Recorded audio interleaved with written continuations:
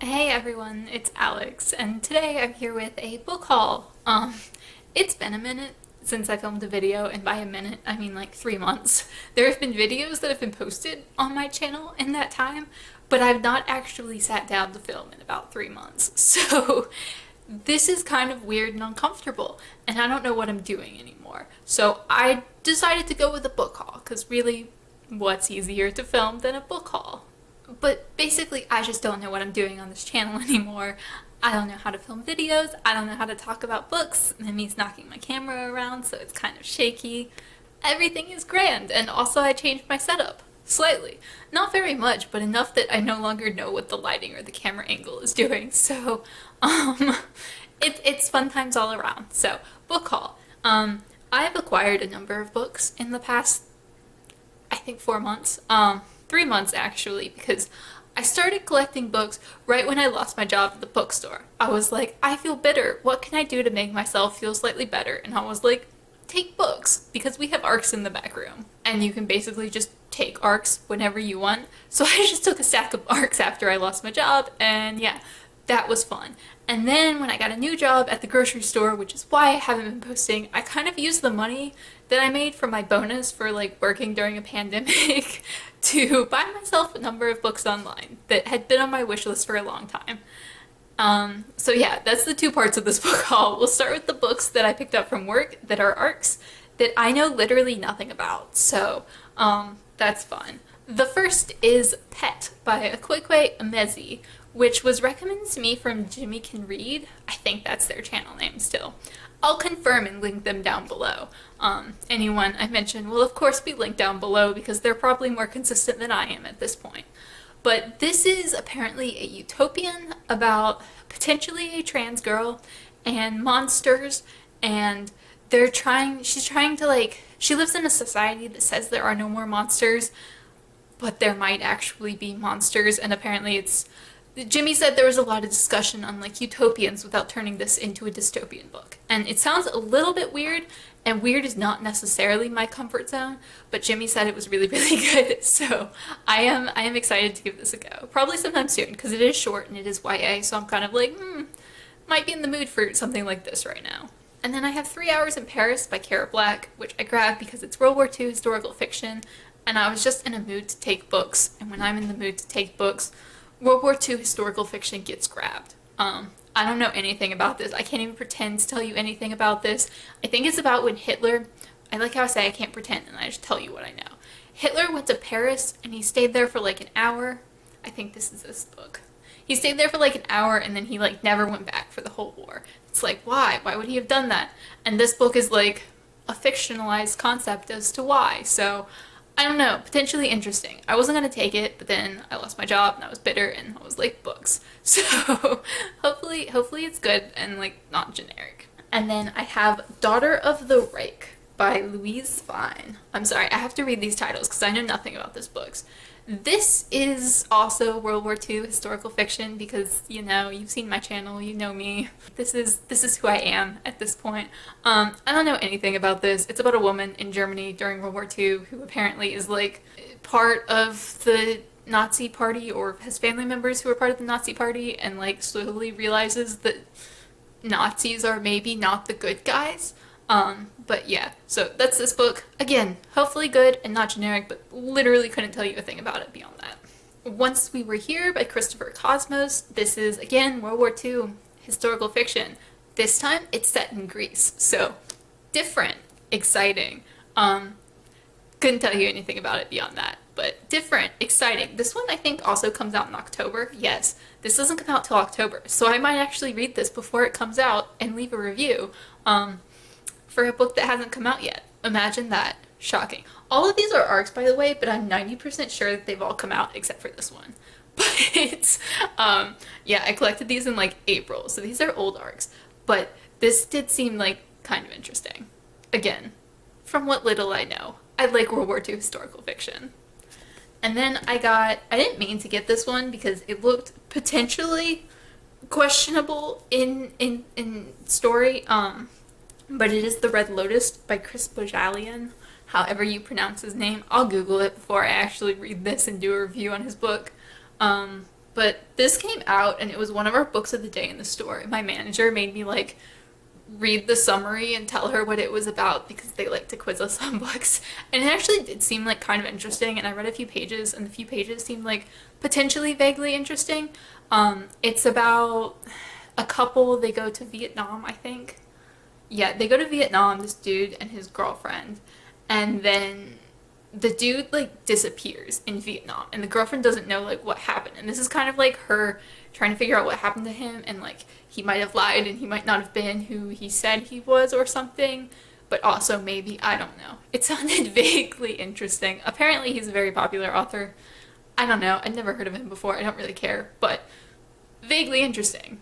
And then the final book that I grabbed is A Good Neighborhood by Therese and Fowler, which I took because at the time that I received this book, I was supposed to host one of the book clubs that we did every month, you know, obviously before the pandemic set in and we canceled all our events, and then before I got fired, I was supposed to host the book club, so they gave me this book to read it for the book club.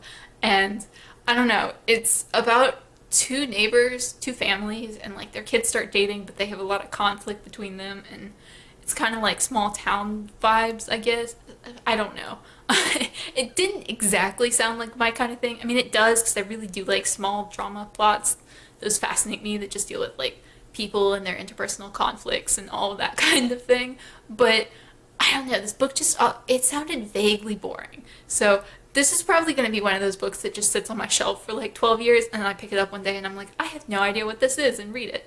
But yeah, I don't have plans to get to this anytime soon, just because like it didn't sound interesting to me, but we shall see. Yeah, so this was one of the book club picks, and I don't know if anyone actually wound up reading it from my store, but who knows, I may or may not read it at some point. And then we get to the second half of the haul, which is the books that I purchased for myself, so I actually know some things about these. Well, not the first one, but the rest of them I can actually discuss because I've read a good number of them. The first is How the Garcia Girls Lost Their Accents by Julia Alvarez. I don't actually know anything about this book. I picked it up at a little free library. I was walking to get food one day, and takeout, of course, because I'm not one of those people, but I saw a little free library on the way because I live in the city, and I was like, let's look at it. And like, probably shouldn't be just like picking books out of little free libraries during a pandemic, but like, it looked interesting. And I've heard of this book before, and I've heard people saying positive things about it. I remember, I think, like 8 years ago or something.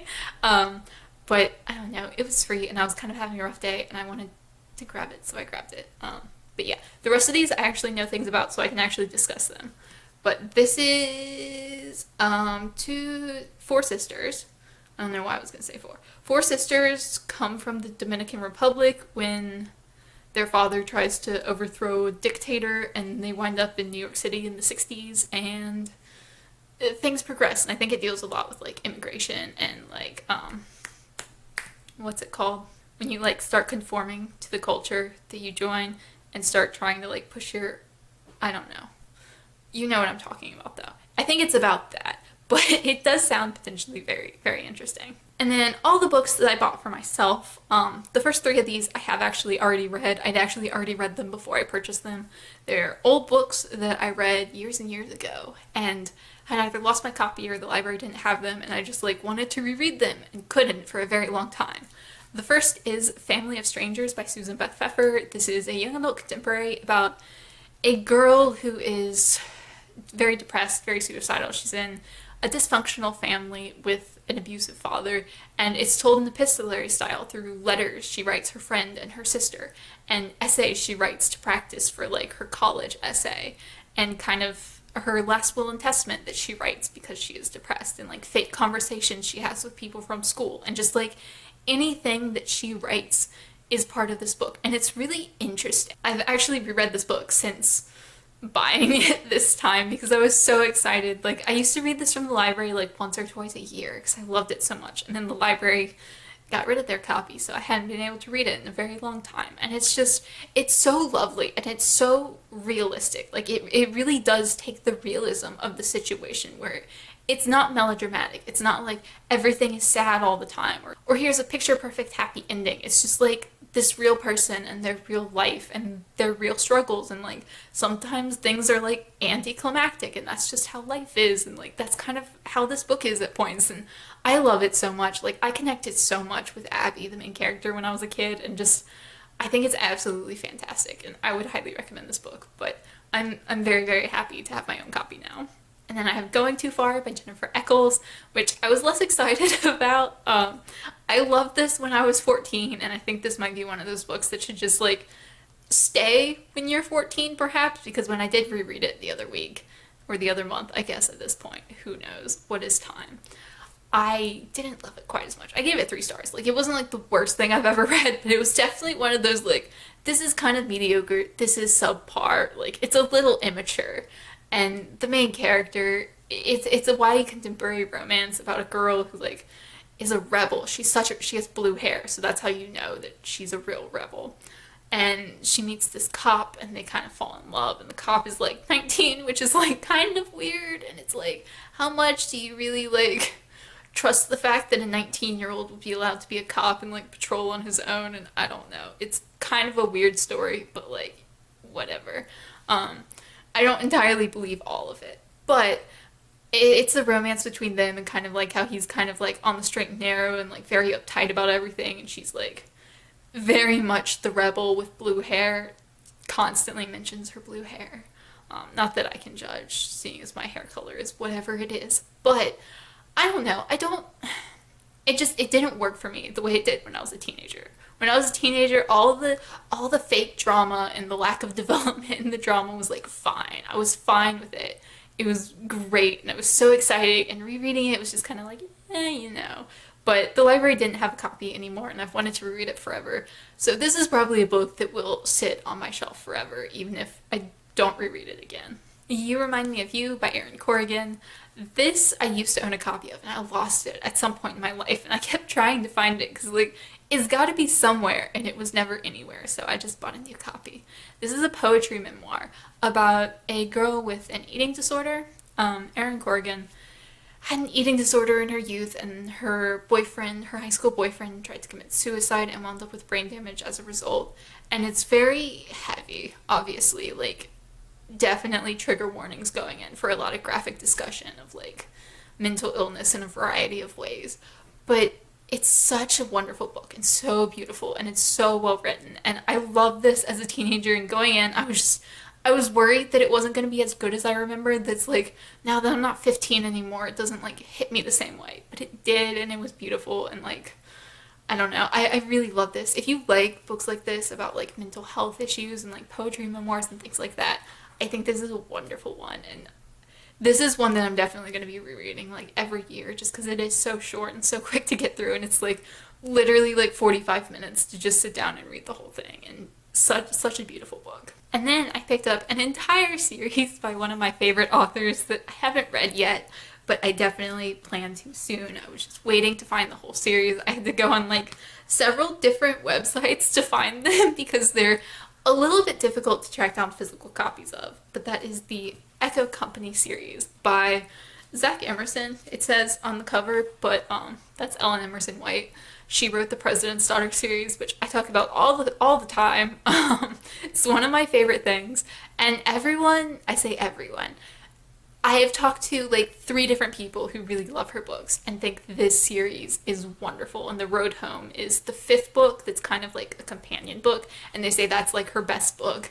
I say they, I mean like the one person I talked to plus Ellen Emerson White herself, so I'm so excited to get to these. They're about the Vietnam War, obviously. They're just about soldiers in Vietnam during the Vietnam War. I don't know. I haven't really looked into them because I don't really care, because I was going to get them regardless of what they were about.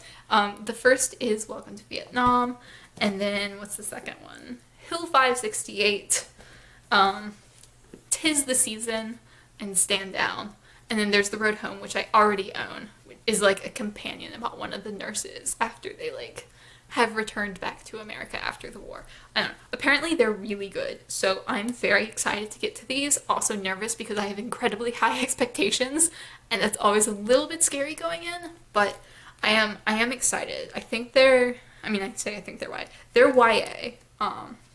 They're published in the 80s or the 90s, something like that. But yeah, I was super excited to get these because these have been on my wish list for a long time, but they are just like a little bit hard to track down. So hopefully they're worth all the effort and the thinking and the hype that I have built up for them. And then the last two books I have are both nonfiction because I am a strange person. The first, let's go with the first because I'm more excited about that one, is The Devil's Advocates, The Greatest Closing Arguments in Criminal Law by Michael S. Lief and H. Mitchell Caldwell. This is part of a set. They did 3 books. The first 2, I don't know what order they're in. It doesn't really matter. Ladies and Gentlemen of the Jury, which were the greatest closing arguments in modern law, and All the Walls Came Tumbling Down, which are the greatest closing arguments in civil law. I own both of those. I've read both of those. I read them in high school. I thought they were fascinating. Like they really delve deeply into like just a couple of closing arguments, and they have the full text for the closing argument plus like why they chose it, its importance. And, like there are 10, and like this is a thick book, so there's a lot of like discussion and explanation, and I found them fascinating. And I just never tracked down the third one. The library didn't have it, and there wasn't really much I could do, and I finally just like tracked it down and bought it, and I'm very, very happy. I'll definitely be reading this at some point, maybe not all at once, but I did adore the other two. Like I thought they were both fantastic books, and this was honestly the one I was most excited for just because like it's criminal law, and I do know that when I read like the civil law one, a couple of the closing arguments were from like the 1800s and or maybe even earlier, I don't remember, and I didn't understand like the text of the argument entirely because I was like 16, 17 at the time, you know. But this one was always the one I was like most excited to read, and always the one that I just never got to. So finding this, or not finding it, getting it was pretty cool and pretty exciting. And then the last book that I got has also been one that's been on my wish list for a long time, and that is Kennedy by Ted Sorensen. I read Ted Sorensen's autobiography when I was in high school. For no reason. I just saw it on the shelf and it was called Counselor, and I was like, cool, I'll read this. I was like 16. I had no idea who Ted Sorensen was. I literally just picked it up randomly, and I thought it was really good. It was really interesting about the time period, and I really liked Sorensen's writing style. I thought it was just like really well done. Like I read an autobiography of this, I don't know, calling him a politician is like weird. This man in politics who was like an advisor to Kennedy. And it was just like really fascinating. And I knew he wrote a biography of Kennedy, and I really wanted to read it. And it's going to be very biased because like Sorensen adored Kennedy so much. Like even in his own autobiography, half of it was like about Kennedy anyway. And he mentioned things like the Bay of Pigs, and he would kind of like skate over it. And I was like 15 when I read this, and I didn't fully understand what the Bay of Pigs was. And I would read it, and he'd be like, yeah, the Bay of Pigs, like, everyone makes mistakes. It's fine. Let's move on real quick. And it was like, okay. So I do know going in that this is probably going to be pretty biased. But I do also think it's an interesting perspective on Kennedy from one of his, like, close political advisors. But also just, like, I did really enjoy Sorensen's writing style so much in his own autobiography. So I've been excited to read this. But yeah, that's the haul. All the books. I don't know how many books I just hauled. I'm too lazy to count them. But I do know that I now own 527 unread books, which is a lot. Probably too much. I should probably read some of them at some point and not just read library books like I usually do. But this is where we are right now. This is who I am. Let me know down below if you've read any of these, if you're excited for any of these, if you know anything about any of these, especially the arcs, just because, like, man, I just picked those up randomly. Like, I didn't even read the back on all of them. So, like, I don't know a single thing about any of them. Let me know if you do. And as always, thank you so much for watching, and I will see y'all again soon. Tell the people what you've been reading. They care.